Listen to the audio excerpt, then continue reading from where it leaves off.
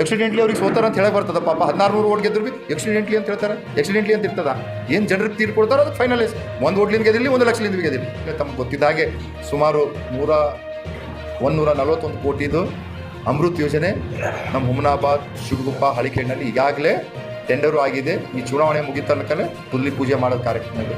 ಸುಮಾರು 70 ಕೋಟಿ ರೂಪಾಯಿದು ಅದು ನಿರ್ಮಿತಿ ಕೇಂದ್ರ ಅದೇನು ಬೇರೆದಿದೆ, ಅದನ್ನು ಗೌರ್ಮೆಂಟ್ದೇ ಇದೆಯಲ್ಲ. ಮತ್ತು ಇವರು ಚೇರ್ಮನ್ ಆಗಿದ್ರು ಲ್ಯಾಂಡ್ ಆರ್ಮಿ, ಅದಕ್ಕೆ ಯಾಕಾದ್ರೆ ಅವರು ಇವ್ರು ಚೇರ್ಮನ್ ಆಗಿದ್ರಲ್ಲ ಲ್ಯಾಂಡ್ ಆರ್ಮಿಗೆ, ಮತ್ತು ಇವರೆಲ್ಲ ಫಂಡ್ ಚೇರ್ಮನ್ ಕೊಡ್ತಿರಲ್ಲ, ಅದನ್ನು ಕೂಡ ಒಂದು ಸರ್ಕಾರದೇ ಸಂಘ. ನಮಸ್ಕಾರ. ಇವತ್ತಿನ ಈ ಒಂದು ಪತ್ರಿಕಾಗೋಷ್ಠಿಯಲ್ಲಿ ಬಂದಂಥ ಎಲ್ಲ ನಮ್ಮ ಎಲೆಕ್ಟ್ರಾನಿಕ್ ಮೀಡಿಯಾವರಿಗೆ ಸ್ವಾಗತಿಸುತ್ತಾ, ಈ ಒಂದು 2024ರ ಲೋಕಸಭೆ ಚುನಾವಣೆಯ ಅಂಗವಾಗಿ ಇವತ್ತಿನ ಈ ಒಂದು ಪತ್ರಿಕಾಗೋಷ್ಠಿ ಬಂದಂಥ ಎಲ್ಲ ನಮ್ಮ ಪಕ್ಷದ ಮುಖಂಡರುಗಳು ಹಾಗೂ ಏನು ಮತ್ತು ನಮ್ಮ JDSನ ಮುಖಂಡರುಗಳು, ತಮಗೆಲ್ಲ ಗೊತ್ತಿದ್ದ ಹಾಗೆ ನಾಡಿದ್ದು ಅಂದರೆ ಮೇ 7ರಂದು ಈ ಒಂದು ಲೋಕಸಭೆ ಚುನಾವಣೆ. ಈ ಒಂದು ಲೋಕಸಭೆ ಚುನಾವಣೆ ಬಹಳ ಮಹತ್ವವಾದಂಥ ಇವತ್ತು ಚುನಾವಣೆ. ಈ ಚುನಾವಣೆಯಲ್ಲಿ ನಮ್ಮ ಲೋಕಸಭೆ ಕ್ಷೇತ್ರದ ಎಲ್ಲ ಮಹಾಜನತೆಯಲ್ಲಿ ನಾನು ಕೈ ಮುಗಿದು ಕಳಕಳಿ ವಿನಂತಿ ಮಾಡ್ಕೋತೀನಿ, ಹೆಚ್ಚಿನ ಸಂಖ್ಯೆಯಲ್ಲಿ ಬಂದು ಮತದಾನ ಮಾಡುವ ಮೂಲಕ ಅಭ್ಯರ್ಥಿಗಳನ್ನು, ನಮ್ಮ ಭಾರತೀಯ ಜನತಾ ಪಕ್ಷದ ಅಭ್ಯರ್ಥಿಯನ್ನು ಗೆಲ್ಲಿಸಬೇಕು. ಅದರಲ್ಲಿ ವಿಶೇಷವಾಗಿ ನಮ್ಮ ಹುಮನಾಬಾದ್ ಮತಕ್ಷೇತ್ರದ ಮಹಾಜನತೆ ಇವತ್ತು ಏನು ಮೇ 7ರಂದು ಬೆಳಗ್ಗೆ 7 ಗಂಟೆಯಿಂದ ಸಾಯಂಕಾಲ 6 ಗಂಟೆವರೆಗೆ ಮತದಾನ ಮಾಡುವ ಮೂಲಕ, ಯಾಕಂತಂದರೆ ಈಗಾಗಲೇ ತಮ್ಗೆ ಗೊತ್ತಿದ್ದಾಗೆ ಬಹಳಷ್ಟು ಈ ಬರಗಾಲ ಇದ್ದ ಕಾರಣ ಬಹಳಷ್ಟು ಬಿಸಿಲಿದೆ. ಆದ ಕಾರಣ ಎಲ್ಲ ನಾನು ನನ್ನ ತಾಯಂದಿರಲ್ಲಿ ವಿಶೇಷ ಪ್ರಾರ್ಥನೆ ಮಾಡ್ಕೋತೀನಿ, ಬೆಳಗ್ಗೆ ತಾವು ಎದ್ದು ಫಸ್ಟು ಮತದಾನ ಮಾಡಿ ಆಮೇಲೆ ಬೇರೆ ಕೆಲಸಗಳು ಮಾಡಬೇಕು. ಯಾಕೆಂತಂದರೆ ಮಧ್ಯಾಹ್ನ 10 ಗಂಟೆ 11 ಗಂಟೆ 12 ಗಂಟೆ ಆಗ್ತಂದ್ರೆ ಬಿಸಿಲು ಭಾಳ ಆಗ್ತಾಯಿದೆ ಇವತ್ತು. ಅದಕ್ಕಾಗಿ ನಾನು ಅವರಿಗೂ ಕೂಡ ಮನವಿ ಮಾಡ್ಕೋತಾ, ಅದರಲ್ಲಿ ವಿಶೇಷವಾಗಿ ನಮ್ಮ ಎಲ್ಲ ಯುವ ಕಾರ್ಯಕರ್ತರಿಗೆ ನಾನು ಮನವಿ ಏನಂತಂದರೆ, ಇವತ್ತು ತಾವು ಬೆಳಗ್ಗೆ ಎದ್ದು ಮನೆಗೆ ತೆರಳಿ ಇವತ್ತು ಎಲ್ಲ ಮಹಿಳೆ ಹಿರಿಯರಿಗೆ ಮತದಾನ ಬರ್ರಿ ಅಂತ ಅವರಿಗೆ ರಿಕ್ವೆಸ್ಟ್ ಮಾಡಿ ಹೆಚ್ಚಿನ ಮತ ಎಲ್ಲ ಗ್ರಾಮಗಳಲ್ಲಿ ಎಲ್ಲ ಕಡೆ ಕೂಡ ಮಾಡಿಸ್ಬೇಕಂತ ಅವರಿಗೂ ಕೂಡ ನಾನು ಮನವಿ ಮಾಡ್ತೀನಿ. ಅದರ ಹಾಗೆ ನಮ್ಮ ಕ್ಷೇತ್ರದ ಎಲ್ಲ ಮಹಾಜನತೆಗೆ ಏನು ನಮ್ಮ ಹುಮನಾಬಾದ್ ಕ್ಷೇತ್ರದಲ್ಲಿ ಹೋದ ಸಲ ನಮ್ಮ ಭಾರತೀಯ ಜನತಾ ಪಕ್ಷ 13,000 ಚಿಲ್ಲರ್ ಓಟ್ಲಿಂದ ಹೆಚ್ಚಿಗಿತ್ತು.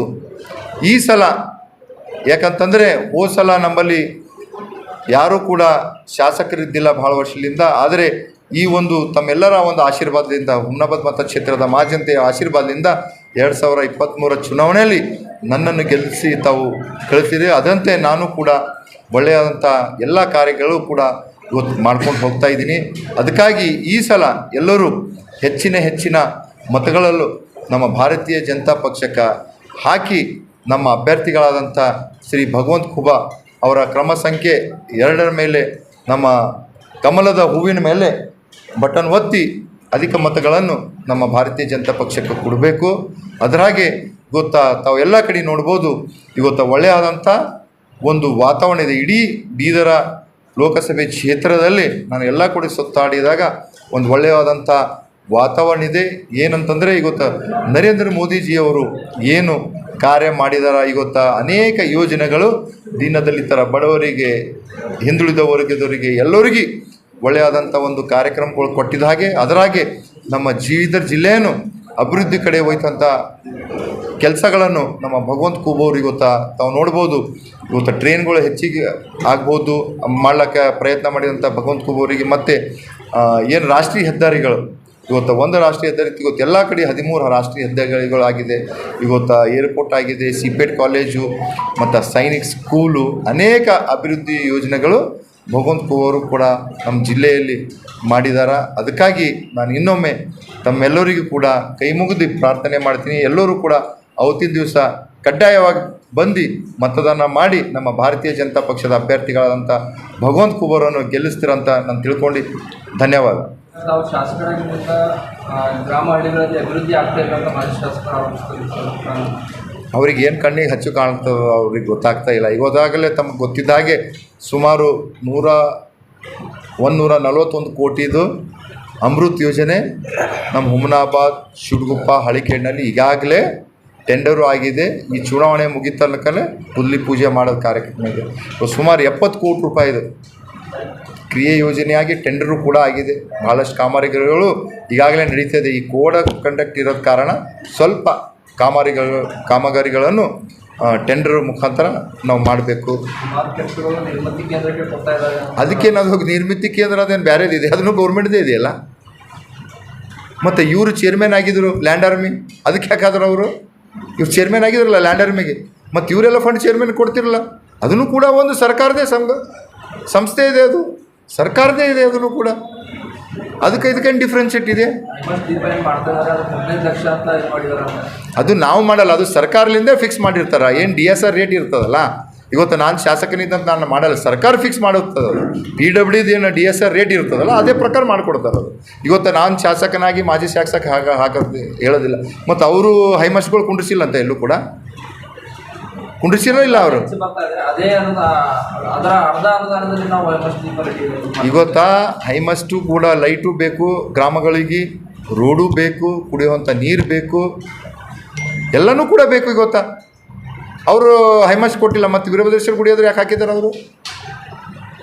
ಅವ್ರ ಹಳ್ಳಿಗಳಲ್ಲಿ ಮೊದಲು ಅವರು ಶಾಸಕರಿದ್ದಾಗ ಹೈಮಸ್ಟ್ಗಳು ಹಾಕಿಲ್ಲ ಎಲ್ಲೂ. ಕೇಳಿ ಅವರಿಗೆ ಅವಾಗೇನು DSR ರೇಟ್ ಇಲ್ಲ, ಇವರು ಎಷ್ಟು ಮಾರ್ಕೆಟ್ ಪ್ರೈಸ್ ಅದ ಅದ್ರ ಮೇಲೆ ಹಾಕ್ಯಾರ ಅಂತ ಕೇಳ್ರು.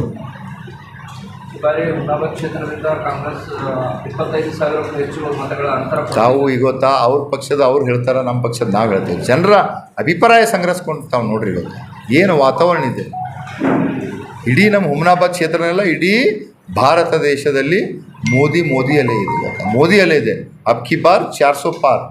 ಇವತ್ತು ಸಂಸತ್ನಲ್ಲೇ ಇವತ್ತು ಖರ್ಗೆ ಅವ್ರ ಬಾಯಿಲಿಂದೇ ಹೋಗ್ಯದ, ಅಬ್ಕಿ ಬಾರ್ 400 ಪಾರ್ BJP ಅಂತ ಹೇಳಿದ್ದಾರೆ. ನಾನು ಶಾಸಕನಾಗಿ 1 ವರ್ಷ ಆಗಿದೆ. ಸರ್ಕಾರದಿಂದ ಅನುದಾನ ಬಂದು 4 ತಿಂಗಳಾಗಿದೆ. ಇವತ್ತು ನಮ್ಮ ಕೇಂದ್ರ ಸರ್ಕಾರದಿಂದ ನ್ಯಾಷನಲ್ ಹೈವೇ ಆಗಿದೆ. ಅವ್ರು ಯಾರು ರೋಡ್ ಮೇಲೆ ಓಡಾಡ್ಲತ್ತಾರ? ಅವರು ಹೈದರಾಬಾದ್ ಟು ಮುಂಬೈ ರೋಡ್ ಆಗಿದೆ. ಯಾರ್ದು ಅನುದಾನದಿಂದ ಆಗಿದೆ? ಅದೇನು ಯಾರಪ್ಪನ ಮನಿದಲ್ಲ, ಅದು ಸರ್ಕಾರದ ದುಡ್ಡು, ಸಾರ್ವಜನಿಕರು ದುಡ್ಡು. ನಾನು ಮಾಡೀನಿ, ನೀನು ಮಾಡೀನಿ, ನಿಮ್ಮದು ಟೈಮ್ದಾಗ ಏನು ಮಾಡೀನಿ ಮುಗೀತದು. ನಂದು ಟೈಮ್ದಾಗ ಏನು ಮಾಡ್ತೀನಿ ನಾನು ಮಾಡ್ತೀನಿ. ಸಾರ್ವಜನಿಕರ ದುಡ್ಡು ಅದು. ನಾನು ಮಾಡೀನಿ ಅಂತೇಳಿ ಅವ್ರ ಮನೇಲಿಂದ ಕೈ ಹಾಕ್ಯಾರ? ಯಾರು ಮನೇಲಿಂದ ಕೊಡ್ಲಕ್ಕಾಗ್ತದ? ಹಾಗಾಯ್ತಂತಂದ್ರೆ ಹೋದ ಸರ್ಕಾರದಲ್ಲಿ ನಮ್ಮ ಸರ್ಕಾರ ಇತ್ತು, ನಮ್ಮ ಸರ್ಕಾರ ಕೊಟ್ಟಿನ ಮೇಲೆ ಇವ್ರು MLAಗಳು ಮಾಡಬೇಕಲ್ಲ. ಈ ಕಾಂಗ್ರೆಸ್ ಸರ್ಕಾರ ಇದೆ, ಅವ್ರು ದುಡ್ಡು ಕೊಟ್ಟಿನ ಮೇಲೆ ನಾನು ಇಲ್ಲಿ ಮಾಡಬೇಕಲ್ಲ. ನಾನು ರೋಡ್ ಮ್ಯಾಗೆ ಓಡಾಡ್ಲತ್ತಾರ, ಏನು ಮಾಡ್ಬೇಕು ಓಡಾಡ್ತಾರೆ, ಅವ್ರು ಅದ್ರ ಮ್ಯಾಗೆ ಓಡಾಡ್ಲತ್ತಾರ. ಮತ್ತು ಅವ್ರಿಗೆ ಹಂಗೆ ಬೇಕಾಯ್ತು ಅಂತಂದ್ರೆ ಅವ್ರು ಸ್ವಂತ ಹಾಕಂತನ್ರಿ, ದುಡ್ಡಿದ್ದೀರ ಸ್ವಂತ ರೋಡ್ ಹಾಕೊಂಡು ಮಾಡ್ಕೊಳಕತ್ತೀರಿ. ಎಲ್ಲ ಒಂದು ಕಡೆ JGM ವರ್ಕ್ನಲ್ಲಿ ಭಾಳಷ್ಟು ರೀತಿಯಾದಂಥ ಗೊಂದಲ ನಡೆದಿದೆ. ಕಟ್ಟೋಳಿ ಗ್ರಾಮದಲ್ಲಿ ಒಂದು ಟಾಕಿಯನ್ನು, ಹಳೆ ಟಾಕಿಯನ್ನು ಹೊಸ ನಿರ್ಮಾಣ ಅಂತ ಹಾಕಿದ್ದಾರೆ. ಈ ರೀತಿಯಾದಂಥ ಹಲವಾರು ಈಗ ನೋಡಿ, ಆ ಪೇಂಟ್ರಿಗೆ ಏನೋ ಬೈ ಮಿಸ್ಟೇಕ್ಲಿಂದ ಬರ್ದಾನಂತ. ನಾನು ಬಂದಿನ ಮ್ಯಾಕೆ ಕೇಳಿದೆ, ಆ ಟಾಕಿಗಿರೋದು ರಿಪೇರಿ, ಕಲರ್ ಮಾಡೋದು ರಿಪೇರಿ ಅಂತಿದೆ. ಆ ಪೇಂಟ್ರ್ ಏನು ಬೈ ಮಿಸ್ಟೇಕ್ಲಿ ಹೊಸ ಟಾಕಿ ಅಂತ ಬರ್ದಾನ. ಆ ಎಸ್ಟಿಮೇಷನ್ ಬೇಕಲ್ಲ. ಮತ್ತೀಗ ಇವತ್ತು ಅವರು ಕೂಡ ಅಲ್ಲಿಂದ ಶಾಸಕರಿದ್ದಾರೆ, ಅವ್ರ ಟೈಮಿನಾಗೆ ಅದು ಟೆಂಡರ್ ಆಗಿದ್ದಿದೆ. ನನ್ನ ಟೈಮ್ನಾಗ ಆಗಿದ್ದಿಲ್ಲ. ಅದು ಯಾರ ಟೈಮಲ್ಲಿ ಆಗಿದ್ದಾರೆ ಕೇಳ್ರಿ. ಮಾಜಿ ಶಾಸಕರ ಒಂದು ಇದು ಇದ್ದಾಗ ಅವರೇ ಗುದಲಿ ಪೂಜೆ ಮಾಡಿ ಅವರೇ ಚಾಲನೆ ಕೊಟ್ಟಿದ್ದಾರೆ. ನಾನರ ಹೋಗಿ ಚಾಲು ಮಾಡಿನೇನು? ಅವ್ರಿಗೆ ಕೇಳಬೇಕಾಗಿತ್ತು ತಾವು ಇದು ಏನಾಗ್ತಾಯಿದೆ ಅಂತ. ನಾನು ನಿನ್ನೆ ಅಲ್ಲಿ ಪ್ರಚಾರಕ್ಕೆ ಹೋದಾಗ ಗಮನಕ್ಕೆ ತಂದಾಗ ಅದ್ರ ಬಗ್ಗೆ ನಾನು AW ಅವ್ರಿಗೆ ಕೇಳಿದಾಗ, ಇಲ್ಲ ಸರ್, ಅದು ಓನ್ಲಿ ರಿಪೇರ್ ಇದೆ, ಹೊಸ ಟಾಕಿ ಇಲ್ಲ. ಆ ಪೇಂಟ್ರು ಬೈ ಮಿಸ್ಟೇಕ್ಲಿ ಬರ್ದಾರೆ. ಆಗ್ತದೆ, ಬೈ ಮಿಸ್ಟೇಕ್ಲಿ ಆಗಲ್ಲ ಯಾವುದು ಕೂಡ. ಈಗ ಬೈ ಎಕ್ಸಿಡೆಂಟ್ಲಿ ಅವ್ರು ಸೋತಾರ ಅಂತ ಅವ್ರಿಗೆ ಹೇಳಕ್ಕೆ ಬರ್ತದ? ಎಕ್ಸಿಡೆಂಟ್ಲಿ ಅವ್ರಿಗೆ ಸೋತಾರ ಅಂತ ಹೇಳಕ್ಕೆ ಬರ್ತದ? ಪಾಪ 1600 ಓಟ್ ಗೆದ್ದರು ಭೀ ಎಕ್ಸಿಡೆಂಟ್ಲಿ ಅಂತ ಹೇಳ್ತಾರೆ. ಎಕ್ಸಿಡೆಂಟ್ಲಿ ಅಂತ ಇರ್ತದ? ಏನು ಜನರಿಗೆ ತೀರ್ಪು ಕೊಡ್ತಾರೋ ಅದಕ್ಕೆ ಫೈನಲೈಸ್. 1 ಓಟ್ಲಿಂದ ಗೆದಿರಲಿ, 1 ಲಕ್ಷಲಿಂದ ಭೀ ಗೆದಿರಲಿ, ಗೆದ್ಯದೆ. ಎಲ್ಲ ಒಂದು ಕಡೆ ಮೋದಿಯವರ ವಿರುದ್ಧ ದಾಳಿ ಮಾಡುತ್ತಾ ಏನು ಕೊಟ್ಟಿದ್ದಾರೆ? ಕೇವಲ ಶ್ರಮ ಮಾತ್ರ ಕೊಟ್ಟಿದ್ದಾರೆ. ನಾವೆಲ್ಲ ಸರ್ಕಾರದ ಯೋಜನೆಗಳನ್ನು ಬಡವರಿಗೆ ನೀಡ್ತಾ ಇದ್ದೀವಿ ಅಂತ ಹೇಳಿ ಇವತ್ತು ಏನು ನಮ್ಮ ಕೇಂದ್ರ ಸರ್ಕಾರದಿಂದ ಅನೇಕ ಯೋಜನೆಗಳು ಇವತ್ತು ಬಡ ಜನರಿಗೆ ತಲುಪುವಂಥ ಕಾರ್ಯ ನಮ್ಮ ಸರ್ಕಾರ ಮಾಡ್ತಾ ಇದೆ. ಗೊತ್ತಾ, ನಾವು ಕೇಳ್ಕೊತಕ್ಕ ಒಂದು 4-5 ಹೇಳ್ತೀನಿ. JJM ವರ್ಕ್ ಯಾರ್ದಿದೆ? ಜಲ್ ಜೀವನ್ ಮಿಷನು, ಆಯುಷ್ಮಾನ್ ಭಾರತ್ ಯಾರಿಗೆ ಕೊಟ್ಟಿದ್ದಾರ? ಉಜ್ವಲ ಯೋಜನೆ ಯಾರಿಗೆ ಕೊಟ್ಟಿದ್ದಾರ?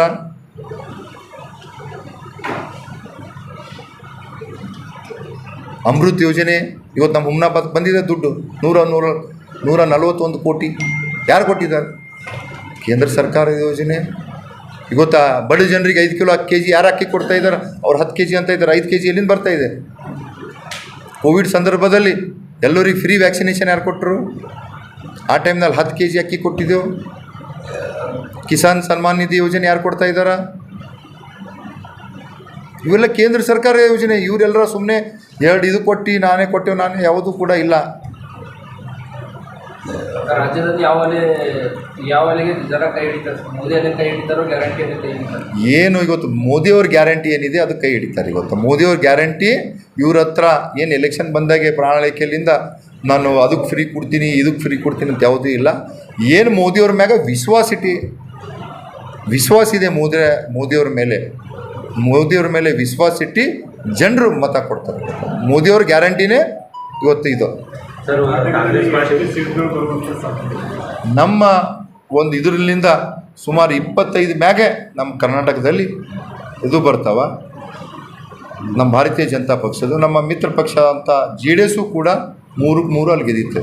सर, कांग्रेस पार्टी जो वादे करते नजर आ रही सर, साल में 1 लाख महिलाओं को देंगे, हम ये वादे करेंगे बोलकर, वैसे ही सर आपकी तरफ से क्या क्या वादे हैं? जब सर आपके हमारा देखो वादे, अभी हमें 70 ईयर्स को कौन होता उनको फ्री ट्रीटमेंट देना टोटल, वो भी वादे है. रईत लोगों का फैसिलिटीज़ क्या होना वो भी देते. अनेक योजना हमारे भी मैनिफेस्टो में आप देखिए, आप देंगे आपको.